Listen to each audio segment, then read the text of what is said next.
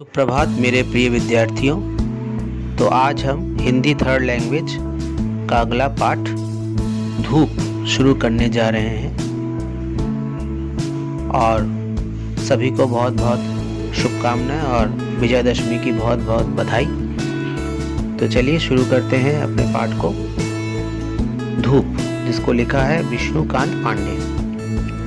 सुबह सुबह जो आई धूप, शिखर शिखर मुस्काई धूप, बिखर बिखर कर छप्पर छत पर, धरती पर छितराई धूप। जाड़े में मन भाई धूप, गर्मी में गरमाई धूप, तपती रहती तन झुलसाती, बरखा में शर्माई धूप। तो यहाँ पर कवि ने हमें समझाया है कि ये धूप जो है सुबह सुबह आ जाती है। जैसे ही सूर्य उदय होता है, धीरे धीरे वो अपनी रोशनी चारों तरफ फैलाता है और वही धूप के रूप में हम तक पहुंचती है। शिखर शिखर मुस्काई धूप, शिखर शिखर मतलब चोटी पर, पहाड़ों की चोटी पर ये मुस्काती हुई नजर आती है। बिखर बिखर कर छप्पर छत पर, बिखर बिखर मतलब इधर उधर बिखर कर, इधर उधर फैल कर, छप्पर छत, छत पर, घर के छतों के ऊपर, छप्परों के ऊपर दिखाई देती है।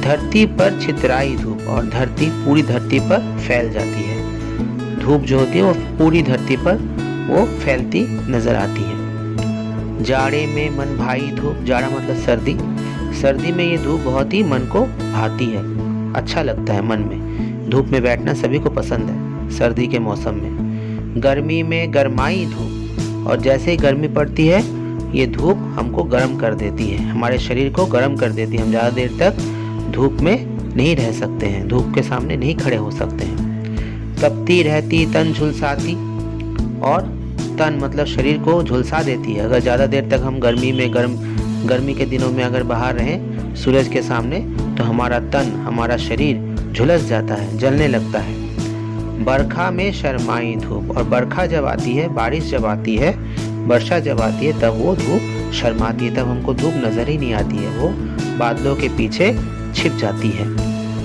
तो यही इस कविता में पहली 8 पंक्तियों में बताया गया है। कवि ने हमको ये समझाया है। तो आज हम पहले 8 पंक्तियों को ही अच्छी तरह से समझने की कोशिश करेंगे। ये धूप कविता का पहला भाग था, और अगले भाग में हम अगले 8 पंक्तियों के बारे में जानकारी प्राप्त करेंगे। ठीक है, तो आप लोगों का काम ये है कि आप इसमें जो आए हैं शिखर, बिखर बिखर कर, छितराई, तन, बरखा, इनके शब्दार्थ कॉपी में लिखेंगे।